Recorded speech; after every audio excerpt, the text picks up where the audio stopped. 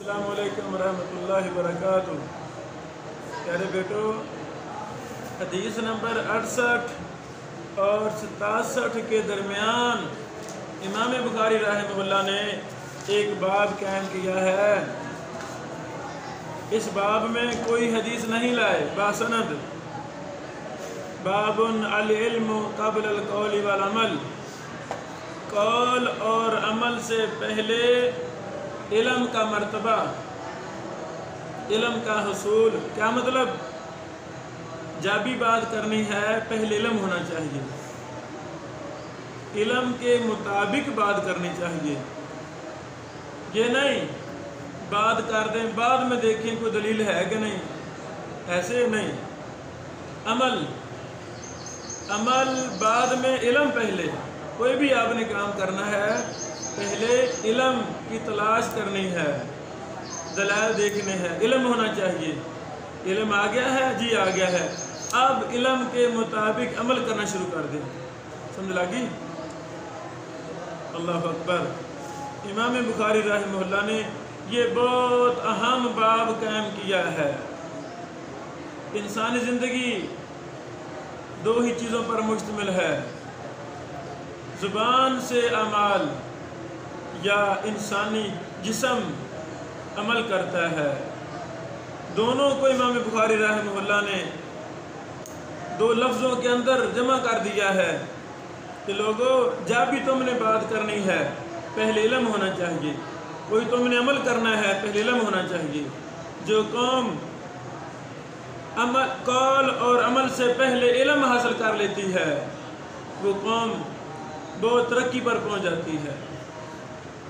और जो कौम बातें करती रहे इल्म हो ना, अमल करती फिर इल्म हो ना, तो वो दुनिया में भी नाकाम है, आखिरत में भी नाकाम है, वो जहन्नम में चली जाएगी।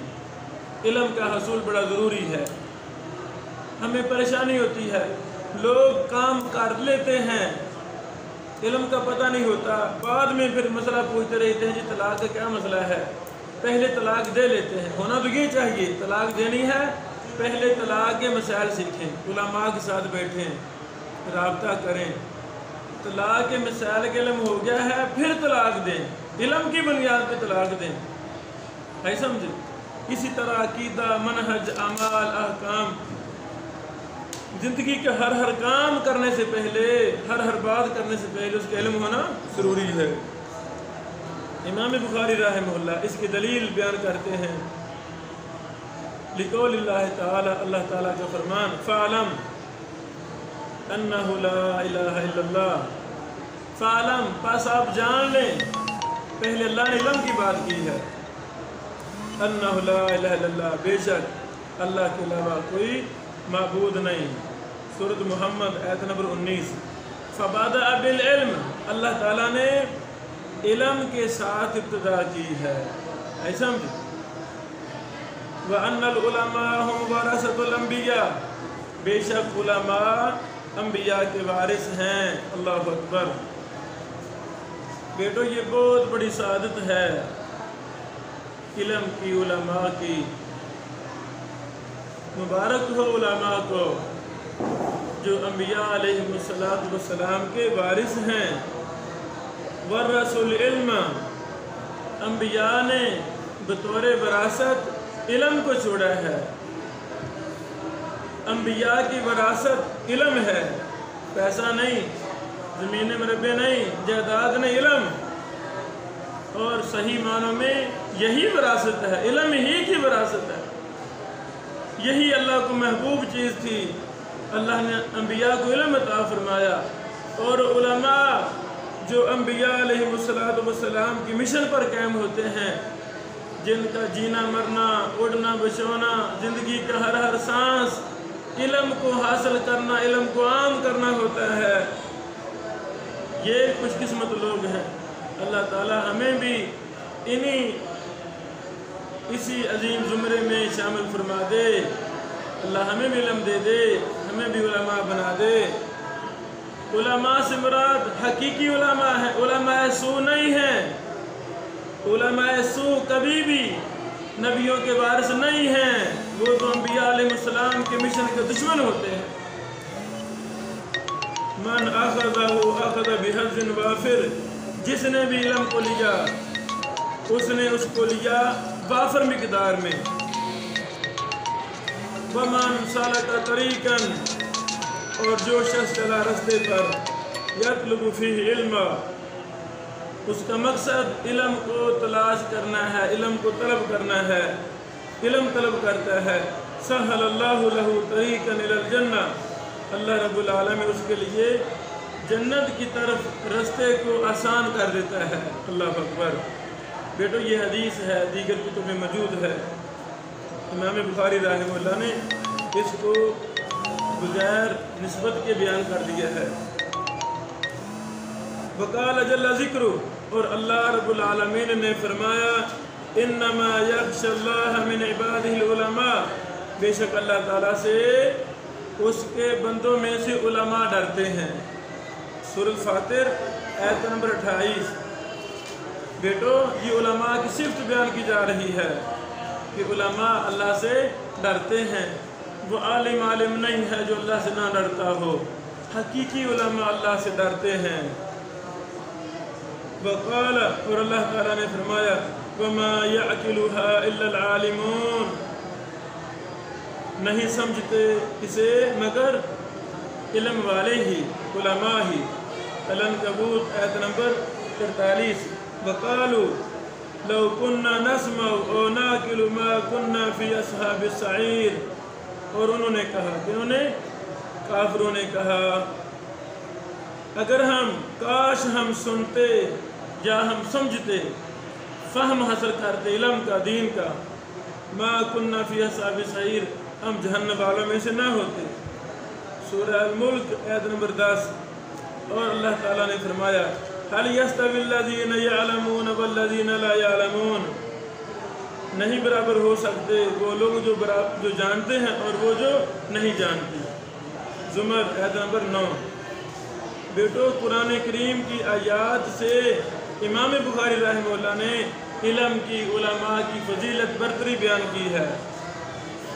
وقال النبی صلی اللہ علیہ وسلم، اور رسول اللہ صلی اللہ علیہ وسلم نے فرمایا من یرد اللہ بہ خیرا یفہمہ، جس کے ساتھ اللہ تعالیٰ بھلائی کا ارادہ فرما دیتے ہیں اس کو فہم عطا فرما دیتے ہیں. کیا مطلب؟ قرآن و سنت کا فہم، دین کا فہم عطا فرما دیتے ہیں. یہ حدیث صحیح بخاری میں 71 نمبر پر آئے گی. آگے چند حدیثوں بعد 71 نمبر پر یہ حدیث آ رہی ہے.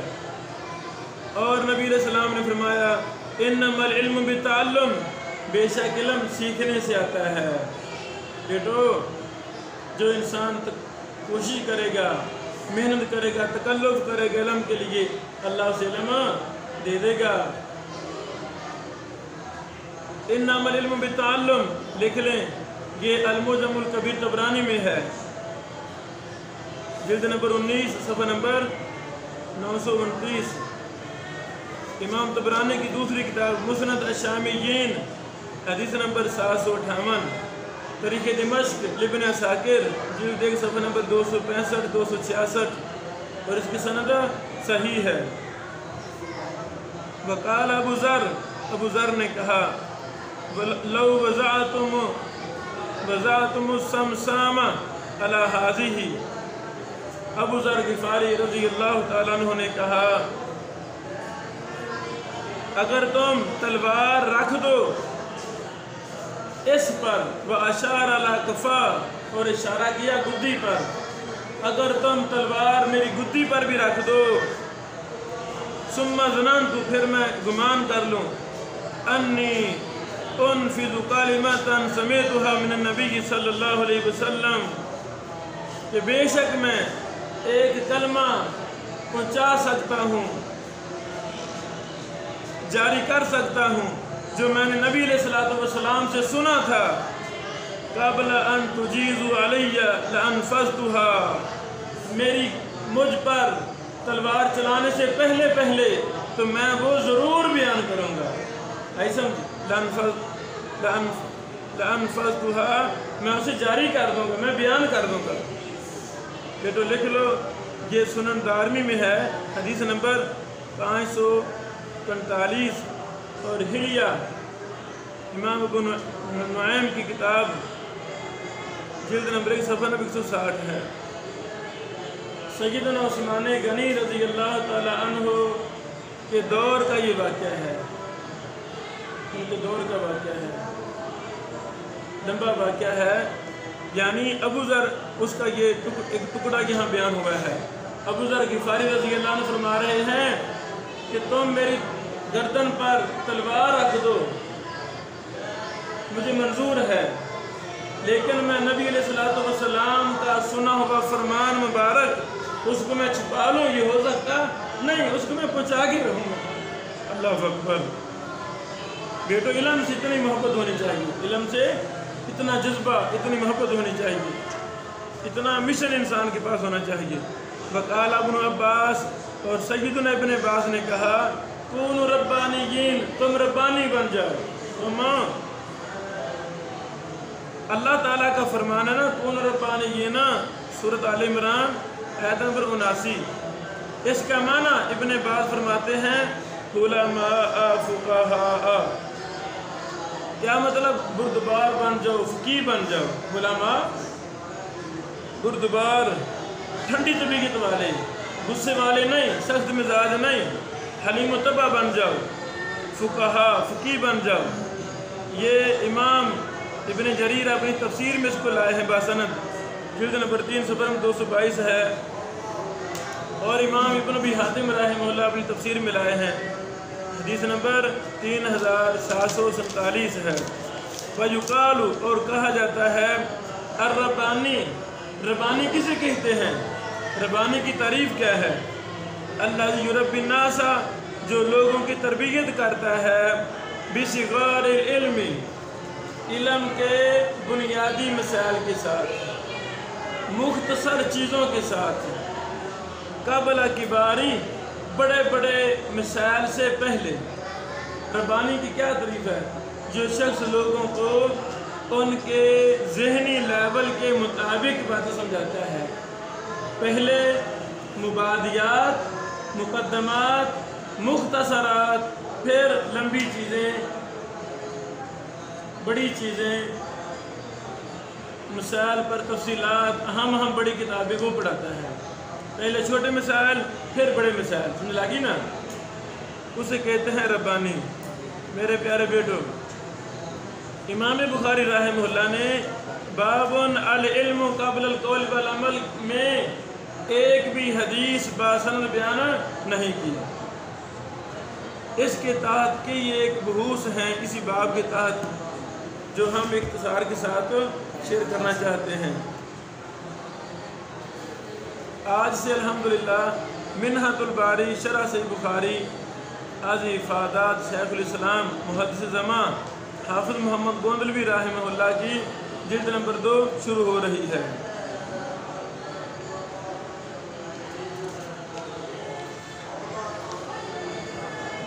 اچھا، یہ بیٹو امام بخاری رحمہ اللہ نے لکھا ان العلماء هم ورثۃ الانبیاء۔ اس کے شروع میں یہ نہیں کہا قال رسول اللہ، نے نہ کہا، نہ سند بیان کی اور نہ ہی اس کی نسبت نبی علیہ الصلوۃ والسلام کی طرف کی۔ مطلب کیا ہے؟ مطلب یہ ہے کہ امام بخاری رحمہ اللہ اس کو بغیر سند کے، بغیر نسبت کے، نہ باسند لائے، نہ ہی معلق لائے، بلکہ ویسے جملہ لکھ دیا، حالانکہ یہ جملہ تو حدیث کا جملہ ہے۔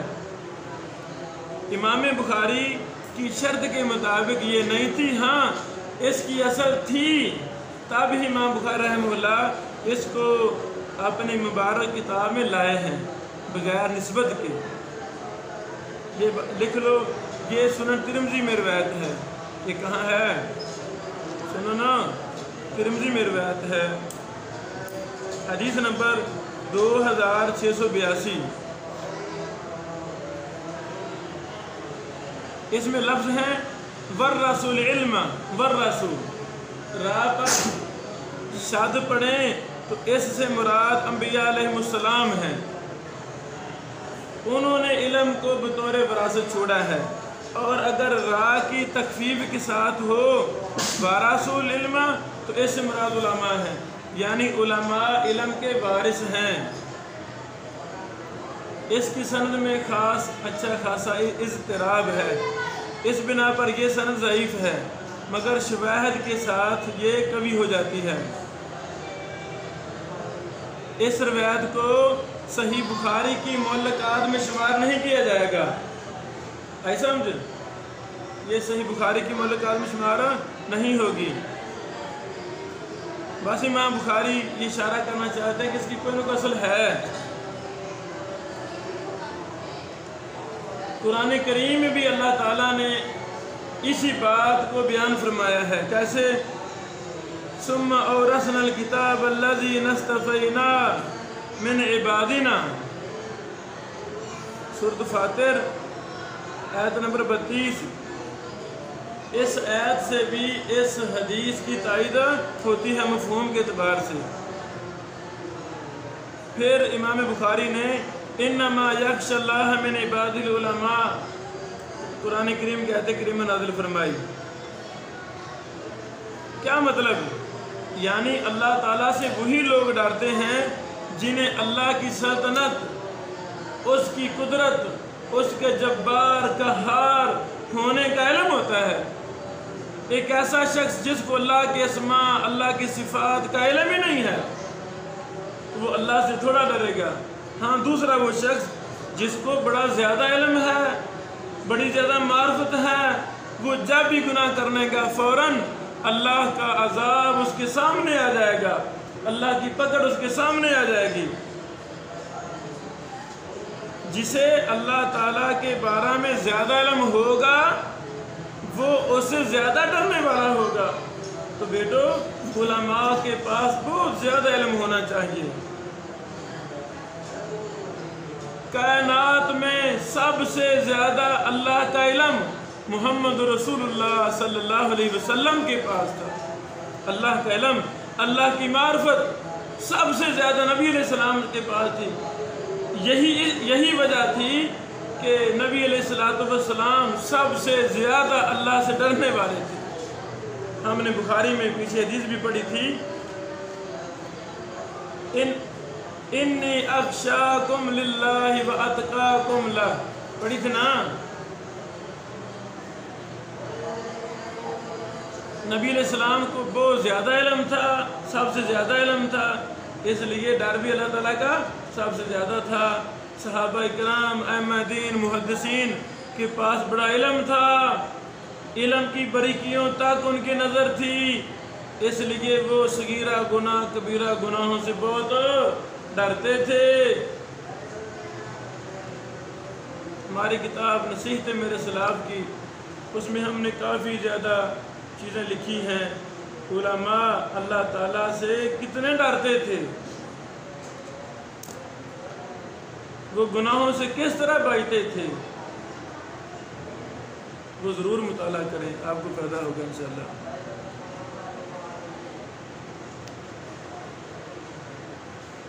اچھا جی، وَمَا يَعْقِلُهَا إِلَّا الْعَالِمُونَ، اس میں اہل عقل سے کون مراد ہیں؟ علماء۔ علماء دنا ہوتے ہیں، ان کے پاس قرآن و سنت کا علم ہے۔ جتنا انسان قرآن و سنت سے دور ہے اتنا ہی وہ بے وقوف ہے، اجڑ ہے، عقل سے عاری ہے۔ جتنا قرآن و حدیث کے علم کسی کے پاس ہے اتنا ہی وہ دنا ہے، اہل عقل ہے، اہل علم ہے۔ بعض لوگوں نے اس آیت سے تقلید ثابت کرنے کی کوشش کی ہے۔ شیخ الاسلام حافظ محمد گوندوی رحمہ اللہ نے لکھا ہے، جلد نمبر 2 صفحہ نمبر 11 پر، مولوی شمس الدین نے کہا ہے کہ اس آیت سے تقلید ثابت ہوتی ہے، کیونکہ اس آیت سے معلوم ہوتا ہے کہ علماء ہی سمجھ بوجھ والے ہیں، لہذا دوسرے لوگوں کو علماء کی تقلید کرنی چاہیے۔ کیا کرنی چاہیے؟ تقلید کرنی چاہیے۔ حالانکہ اللہ تعالیٰ نے یہ مثالیں کافروں کے لیے بیان کی ہیں، اور اگر انہیں صرف علماء ہی سمجھتے ہیں اور کافر سمجھتے ہی نہیں تو یہ مثالیں ان کے لیے بیان کرنے کا کیا فائدہ؟ آگے سمجھے، اس آیت سے دراصل مراد یہ ہے، اس آیت کا معنی کیا ہے؟ مراد یہ ہے کہ علماء ہی اس سے فائدہ اٹھاتے ہیں، ورنہ سمجھتے تو سب ہیں، اگر قرآن علماء کے علاوہ دوسروں کو سمجھ ہی نہیں آتا تو یہ ابو جہل وغیرہ پر حجت کیسے بنے گا؟ ابو جہل کوئی عالم تھا؟ یہ بہت اچھا جواب دیا حافظ محمد گوندوی رحمہ اللہ نے۔